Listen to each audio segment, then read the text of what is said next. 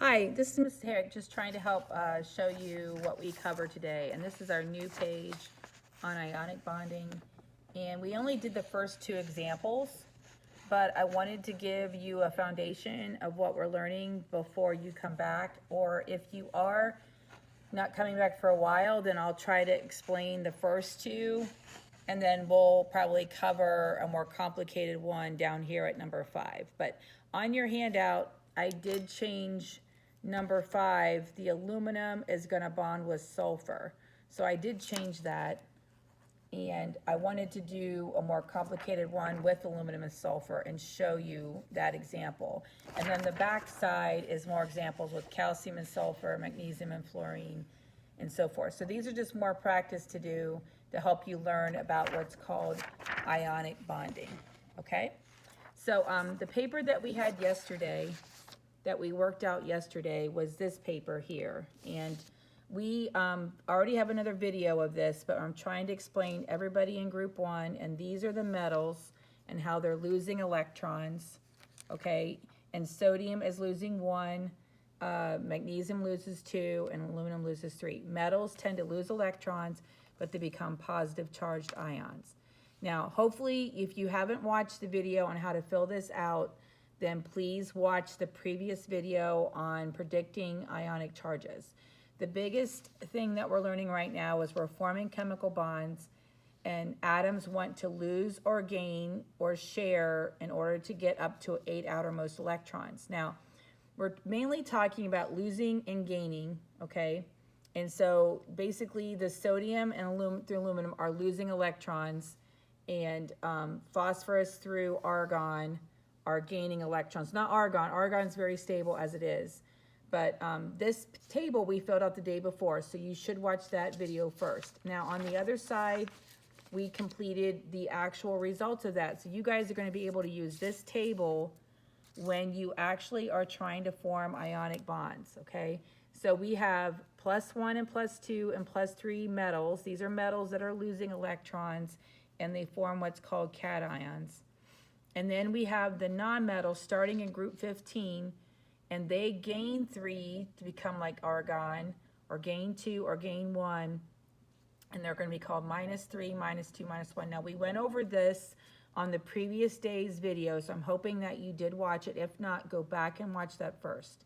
But we're going to use this document in order to understand if we do a K in group 1 with an F in group 17, how are they going to bond?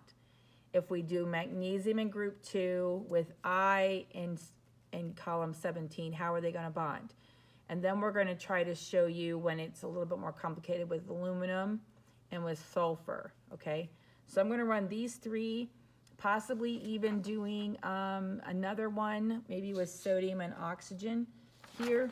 So my intent is to explain what we went over today. We only did the first 2 today, but we're going to do a few more, and then in class on the end of Thursday, the beginning of Friday, we're going to run through more examples, okay?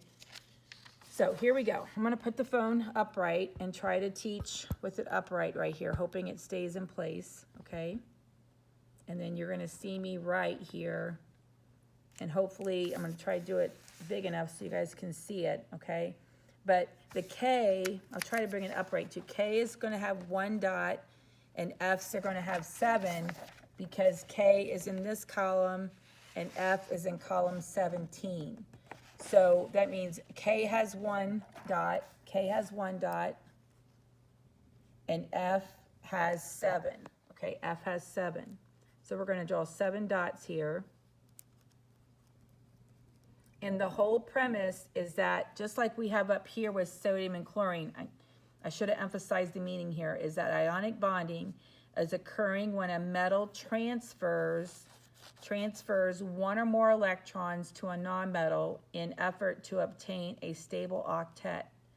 So ionic bonding is the transfer of electrons, okay? And so we have a couple examples of sodium and chlorine, and you have sodium with 1 dot like potassium does, and we have 7 dots with chlorine like fluorine does.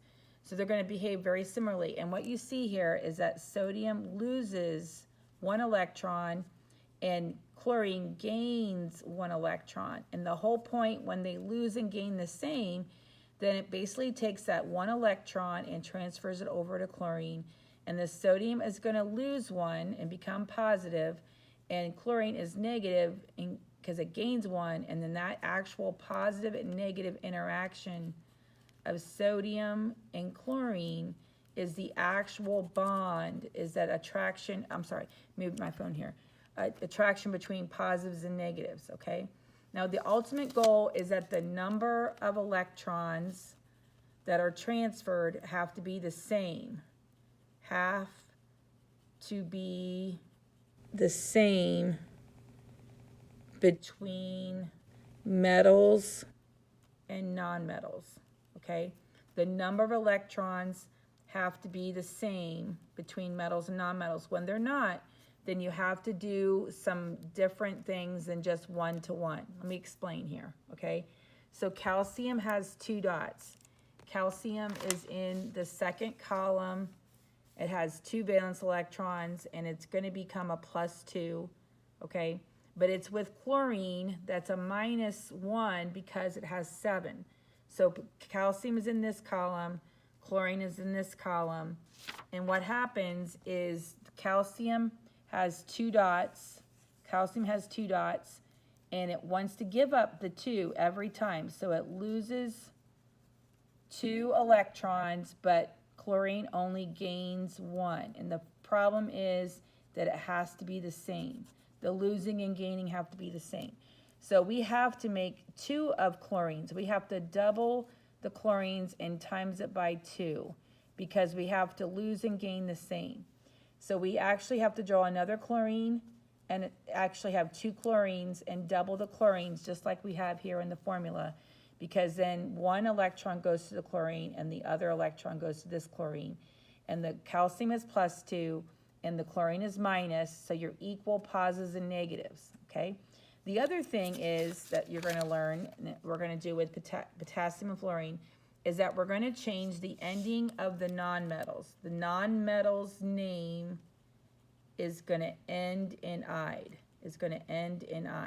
Okay?